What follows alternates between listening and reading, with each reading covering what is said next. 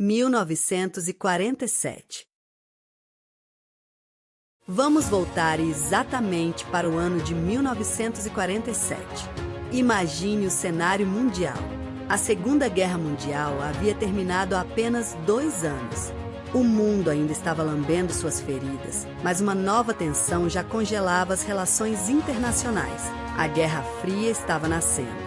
O medo de tecnologias secretas, espiões soviéticos e armas de destruição em massa tirava o sono dos generais no Pentágono. Nesse cenário de desconfiança e céus teoricamente vigiados, algo aconteceu. Algo que não começou com um militar, nem com um cientista político, mas com um homem comum, um empresário bem-sucedido e piloto experiente chamado Kenneth Arnold.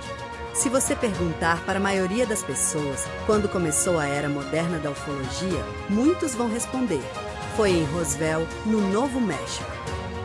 Mas a verdade histórica é que Roswell foi um reflexo, um subproduto de um evento que aconteceu semanas antes. No dia 24 de junho de 1947, nos céus do estado de Washington, a história humana mudou de rumo.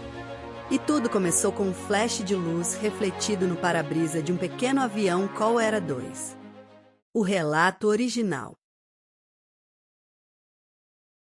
Iremos, a partir de agora, reconstruir aquele dia. Kenneth Arnold tinha 32 anos. Ele não era um místico, não era um caçador de mistérios. Ele era um homem de negócios prático, dono de uma empresa de sistemas de combate a incêndios florestais. Ele acumulava mais de 9.000 horas de voo de experiência. Alguém que conhecia o céu como a palma da sua mão.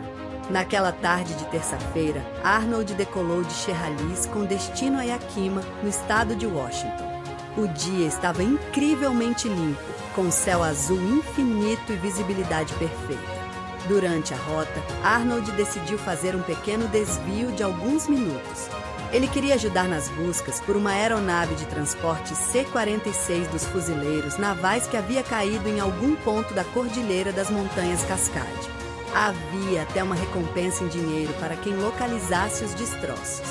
Por volta das 15 horas, Arnold estava voando a cerca de 9.000 pés de altitude, próximo ao imponente Monte Rainier, um vulcão adormecido coberto de neve.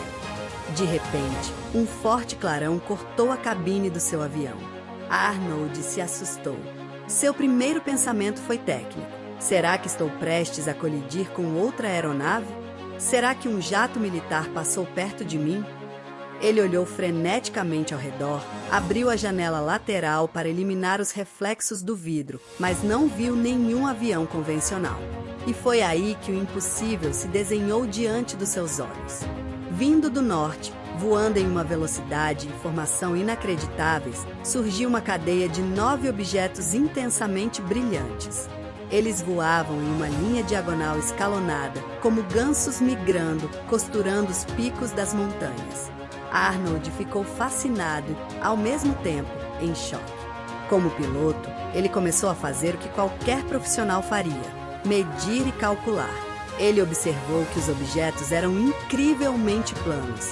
Quando voavam de lado, quase desapareciam na linha do horizonte, mas quando giravam, refletiam o sol com a mesma intensidade de um espelho.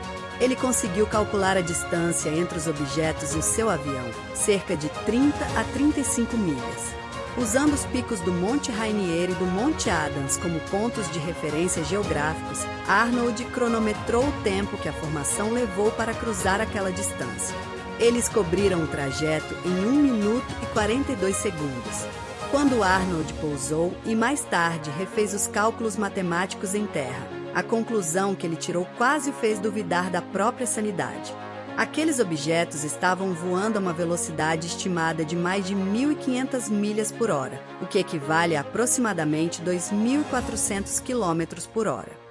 Nós estamos falando de 1947.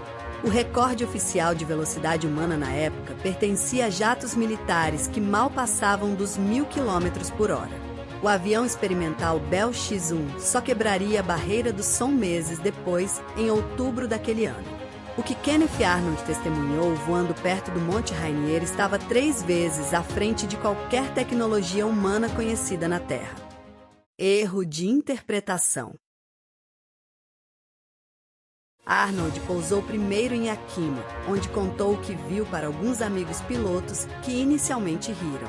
Mas ao verem a seriedade no rosto de Arnold, o clima mudou. Ele então voou para Pendleton, no Oregon. A notícia já tinha corrido mais rápido que seu avião. Quando ele pousou, um grupo de repórteres o aguardava. E aqui, meus amigos do Guipus, nós entramos em um dos capítulos mais fascinantes da história da comunicação e da ufologia. É o momento exato em que o fenômeno ganha o nome pelo qual seria conhecido para sempre.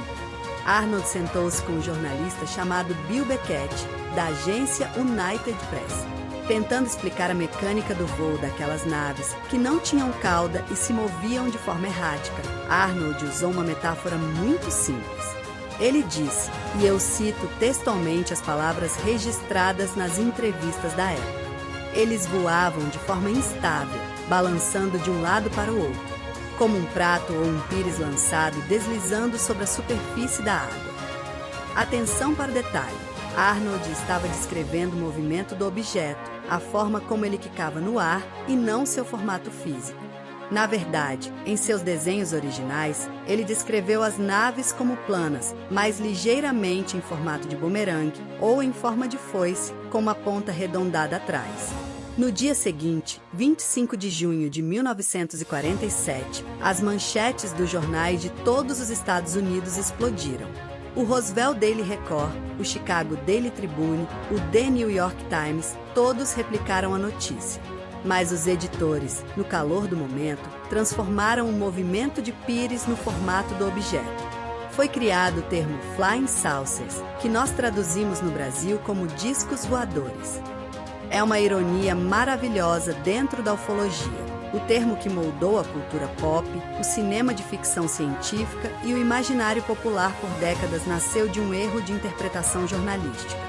Se Bill Beckett tivesse prestado mais atenção, talvez hoje estivéssemos falando em bumerangues voadores ou asas deltas extraterrestres. As manchetes daquela semana mostravam o desespero do público e das autoridades. Jornais traziam declarações como: objetos misteriosos cortam os céus do noroeste. Exército investiga relatos de pilotos sobre engenhos supersônicos. O público norte-americano entrou em um estado de paranoia coletiva mista com fascínio. Se eram armas russas, os Estados Unidos estavam indefesos. Se era outra coisa, de onde vinham? Impacto do relato de Kenneth Arnold. Para entender o impacto do relato de Kenneth Arnold, precisamos fazer uma viagem no tempo. Em junho de 1947, os Estados Unidos viviam um momento de transição único, respirando o alívio do fim da Segunda Guerra Mundial, mas já sentindo os primeiros calafrios de uma nova era. Aqui está o cenário original de como era a vida naquele ano e como a mente das pessoas funcionava em relação aos céus antes da expressão disco voador existir. A vida americana em 1947 era marcada por um otimismo doméstico misturado com uma ansiedade geopolítica silenciosa. E podemos citar 3 fatores que demonstram este sentimento. Primeiro, a era do Baby Boom. Os soldados haviam voltado para casa. O foco estava em construir famílias, comprar casas nos novos subúrbios que surgiam e adquirir eletrodomésticos modernos. O rádio ainda era a principal fonte de entretenimento nas salas de estar, embora a televisão estivesse começando a dar seus primeiros passos comerciais. Segundo, o início da Guerra Fria. Apenas alguns meses antes, em março de 1947, havia sido anunciada a Doutrina Truman, marcando o início oficial da Guerra Fria contra a União Soviética. O medo de espionagem e de um ataque comunista estava começando a se infiltrar no subconsciente americano. Terceiro, a sombra da bomba atômica. O mundo havia testemunhado o poder devastador de Hiroshima e Nagasaki em 1945. Em 1947, a humanidade sabia que a ciência militar havia alcançado um nível quase ficcional. Se algo estranho estivesse cruzando os céus, a primeira reação de qualquer cidadão não seria pensar em extraterrestres, mas sim em armas secretas soviéticas ou tecnologia experimental do próprio exército americano.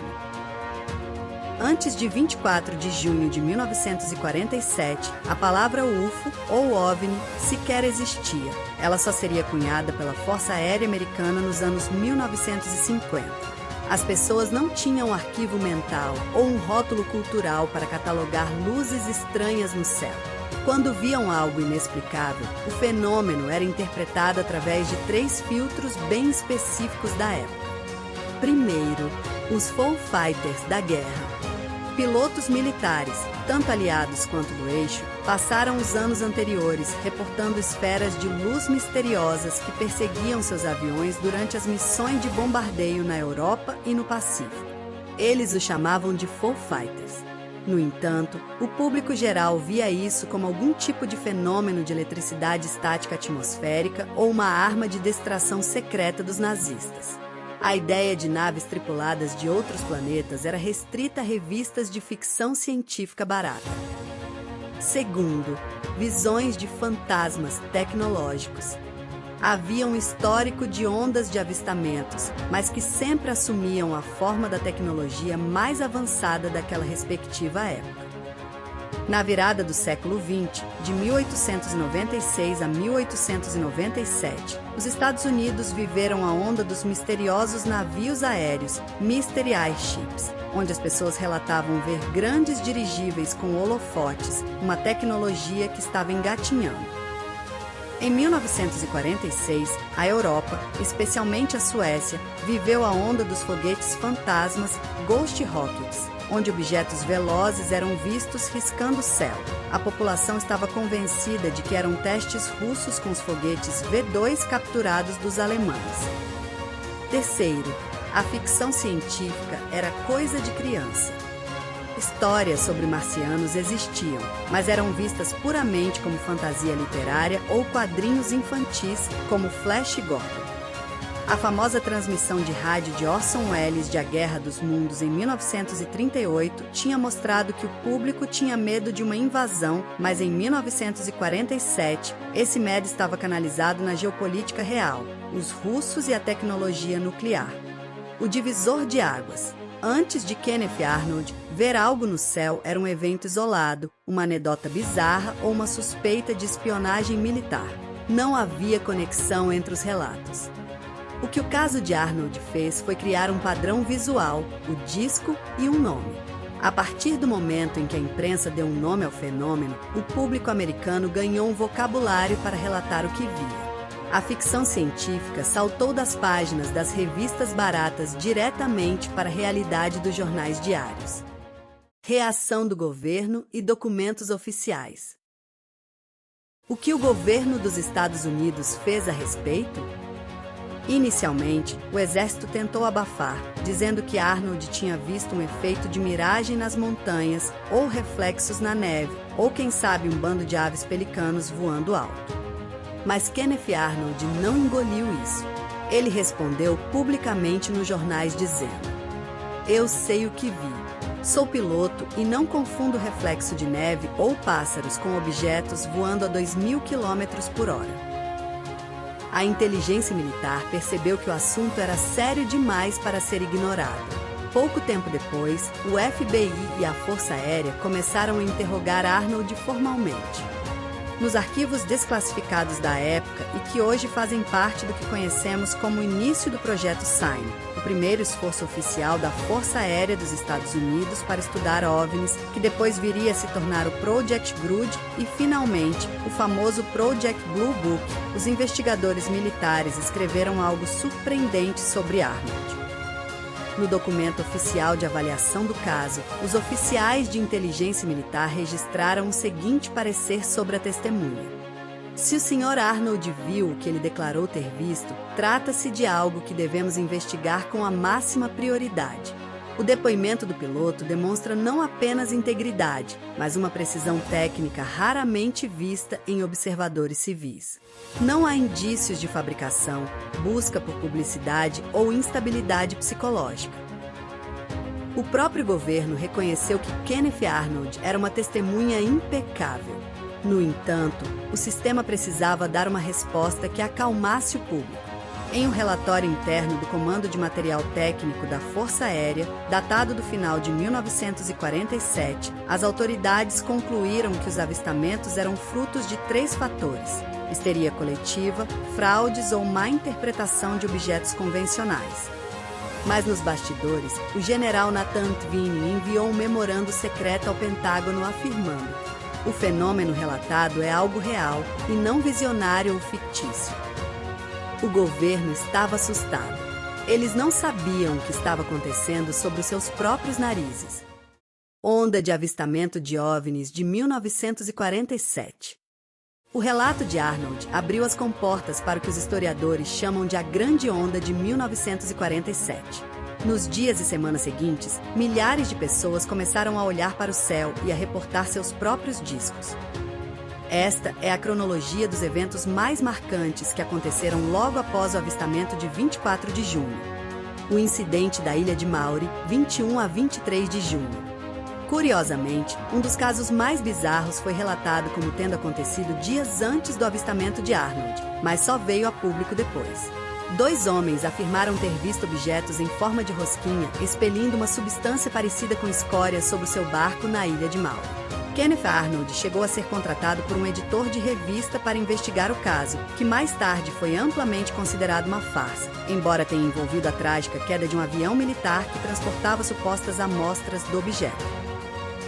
O avistamento de Fred Johnson, 24 de junho.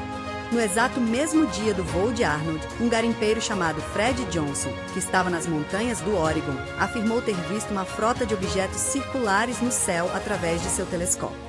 Ele mencionou que a agulha de sua bússola começou a girar loucamente enquanto os objetos passavam, um dos primeiros relatos de interferência eletromagnética associada a OVNIs. O caso do voo da United Airlines, 4 de julho. Se as autoridades ainda tinham dúvidas sobre o relato de um piloto civil solitário, tudo mudou na noite de 4 de julho de 1947. A tripulação do voo 105 da United Airlines, liderada pelo capitão Emil Smith, avistou 2 frotas separadas de objetos pretos e planos enquanto voava sobre Idaho. O avistamento durou vários minutos e foi testemunhado por toda a tripulação, validando publicamente a história original de Arnold. O incidente de Roswell, julho de 1947. O ápice da onda de 1947 aconteceu no início de julho. O oficial de relações públicas da base aérea de Roswell, no Novo México, emitiu um comunicado de imprensa oficial afirmando que os militares haviam capturado um disco voador acidentado em um rancho local. No dia seguinte, o exército desmentiu a informação, afirmando que se tratava apenas de um balão meteorológico. Décadas depois, os militares americanos mudaram a história, informando que era um balão espião ultra-secreto do projeto Mogul. Em questão de 3 semanas, os Estados Unidos mudaram de um país que nunca tinha ouvido falar em discos voadores para uma nação absolutamente fascinada e paranoica com o que estava cruzando seus céus. A ufologia atual. O que o caso de Kenneth Arnold reflete na ufologia atual? A resposta é: reflete absolutamente tudo. O caso Arnold estabeleceu a fundação, o modelo padrão de como o fenômeno UFO opera na sociedade moderna, ou seja, primeiro, ele inaugurou o padrão da testemunha qualificada. Hoje, quando discutimos os vazamentos do Pentágono, os vídeos das câmeras térmicas FLIR dos caças F-18 da Marinha Americana ou os depoimentos de pilotos como David Fravor e Ryan Graves, nós estamos usando exatamente o mesmo argumento que validou Kenneth Arnold em 1947. Estamos falando de profissionais treinados, cujo sustento depende de identificar corretamente o que está no céu e que continuam vendo objetos que realizam manobras impossíveis para nossa engenharia atual. Segundo, o caso de 1947 mostra como a nossa cultura tenta rotular o que não entende. Passamos de discos voadores na imprensa de 47 para UFO ou OVNI em português, na década de 1950 com o capitão Edward Ruppelt, e agora, na atualidade, o governo americano tenta higienizar o termo chamando-os de UAPs, Unidentified Anomalous Phenomena ou fenômenos anômalos não identificados. Mudam-se as siglas, mudam-se os termos técnicos, mas o mistério central que assombrou Arnold olhando pela cabine do seu avião continua exatamente o mesmo. Quase 80 anos se passaram desde aquele 24 de junho nas Montanhas Cascade. A ufologia evoluiu, saiu das sombras do ridículo e hoje é debatida no Congresso americano e investigada por grupos sérios de pesquisa, como GEPUSC aqui em Santa Catarina. E tudo isso começou porque um homem, voando sozinho em uma tarde limpa, teve a coragem de pousar o seu avião e dizer ao mundo: tem algo lá em cima que nós não controlamos. Dia Mundial da Ufologia.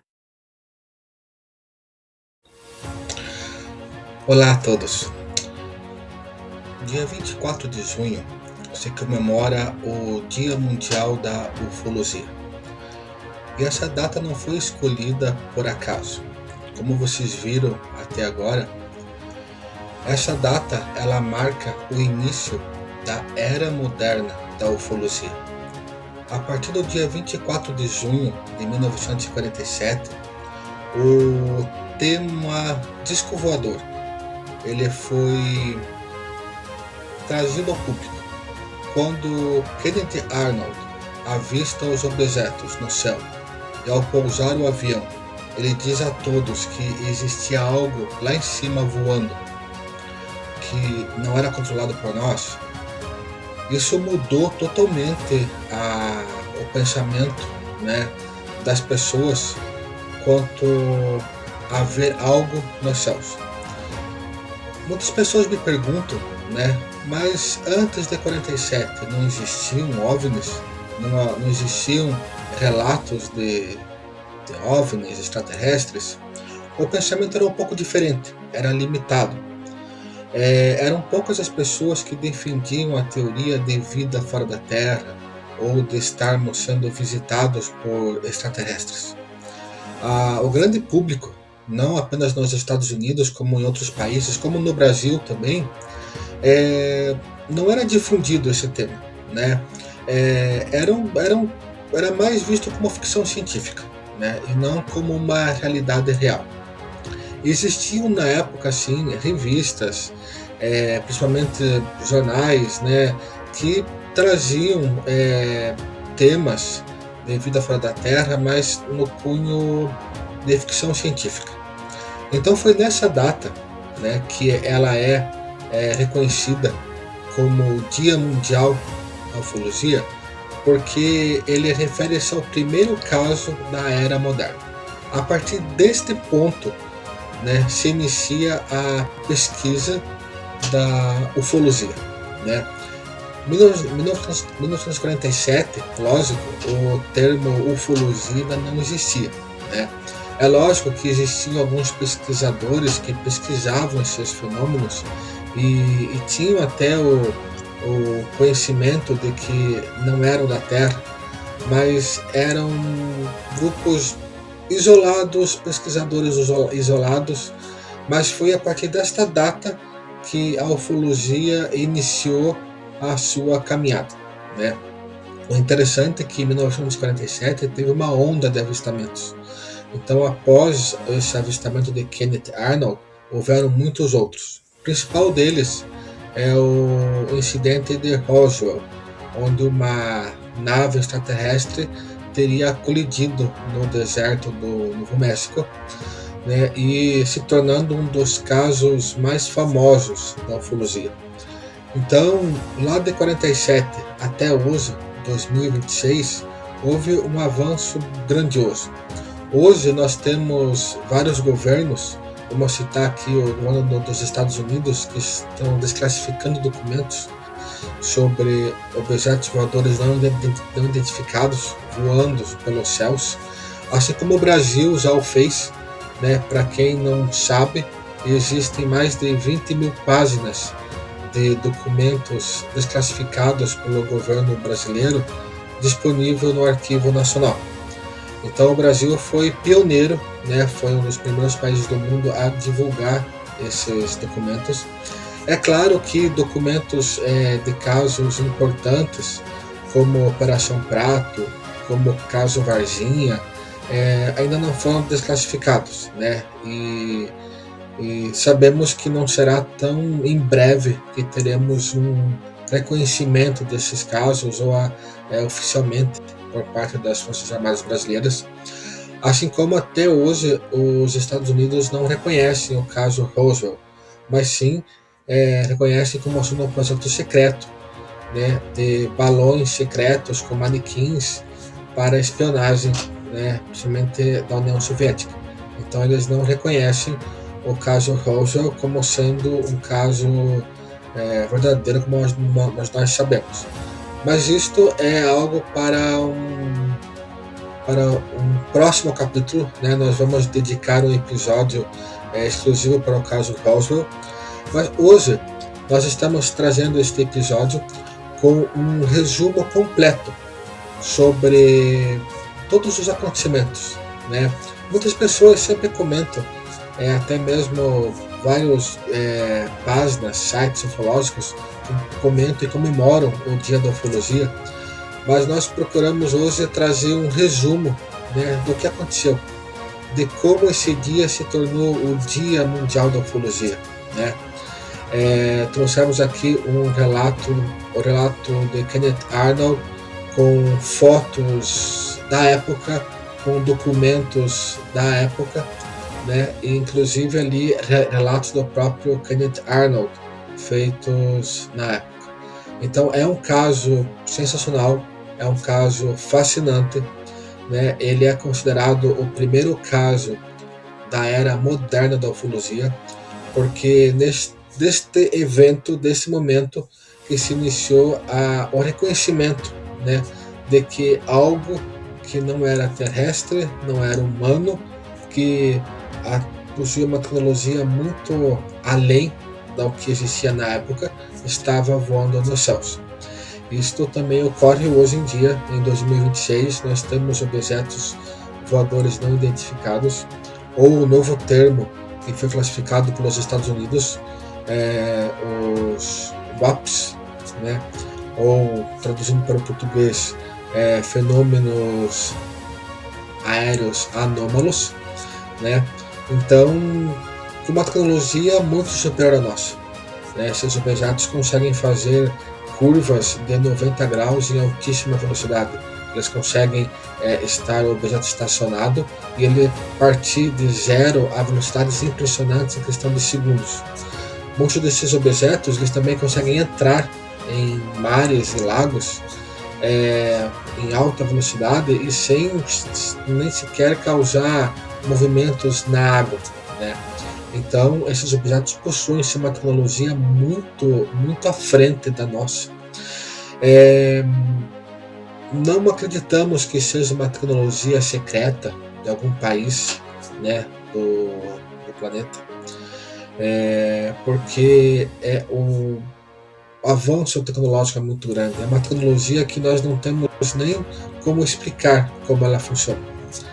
Então, pessoal, agradecemos por vocês estarem nos ouvindo, né, ou nos assistindo até agora.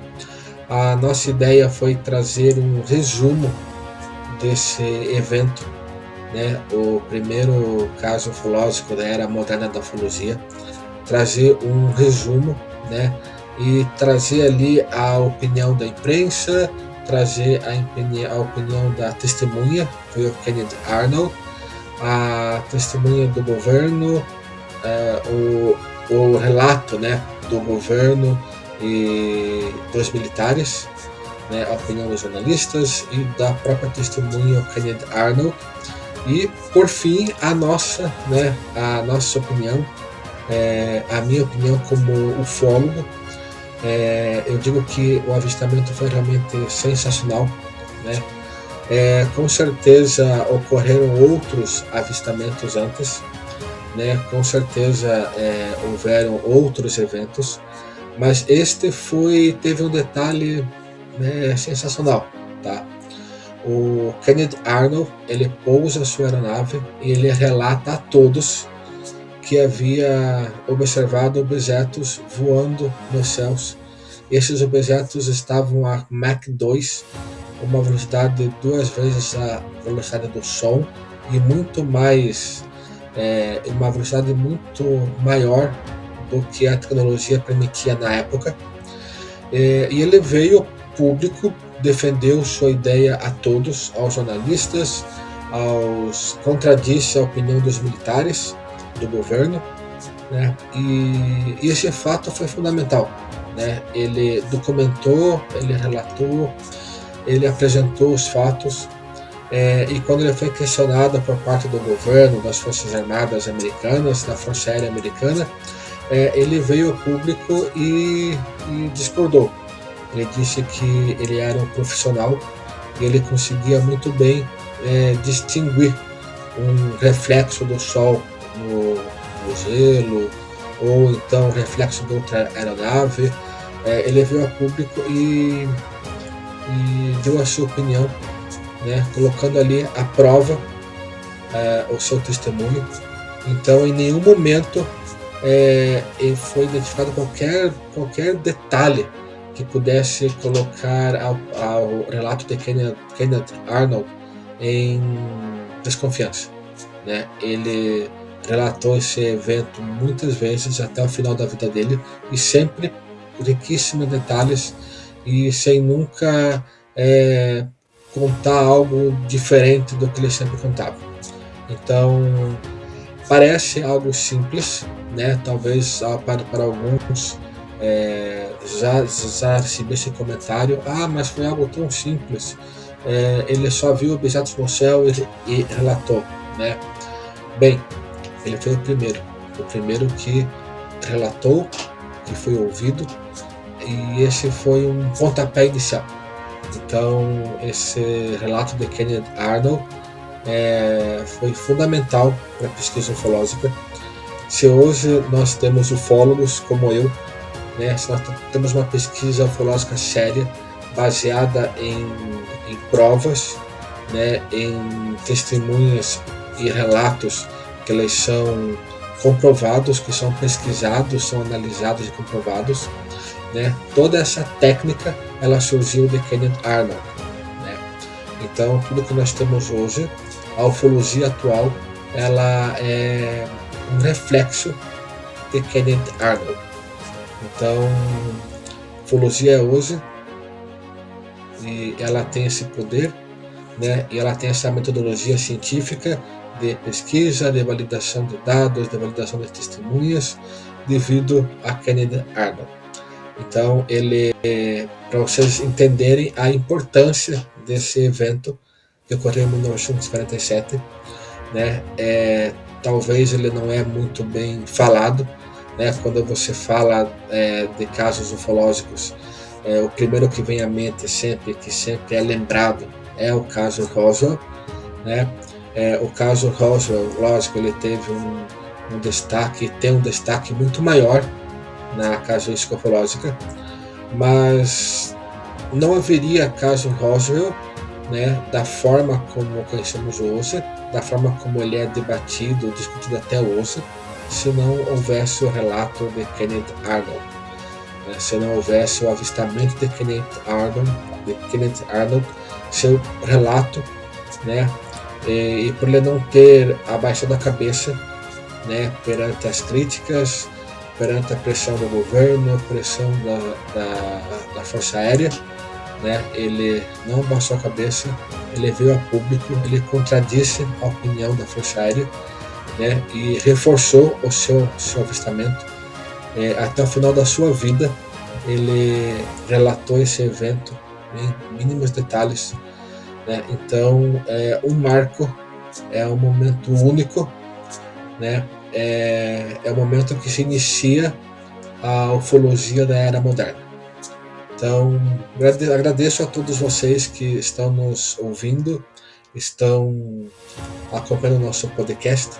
Esse podcast hoje é um podcast especial, né, onde nós fizemos um resumo desse evento para comemorar o Dia Mundial da Ufologia, agora no dia 24. Então, agradeço a presença de todos vocês, a audiência, vocês que estão nos assistindo no YouTube e vocês que estão nos ouvindo nas plataformas de podcast, né? Nós ficamos felizes, estaremos respondendo todas as perguntas que vocês estão nos enviando, todos os comentários nós vamos responder também, tá? E até o nosso próximo capítulo, que será também sensacional. Até mais.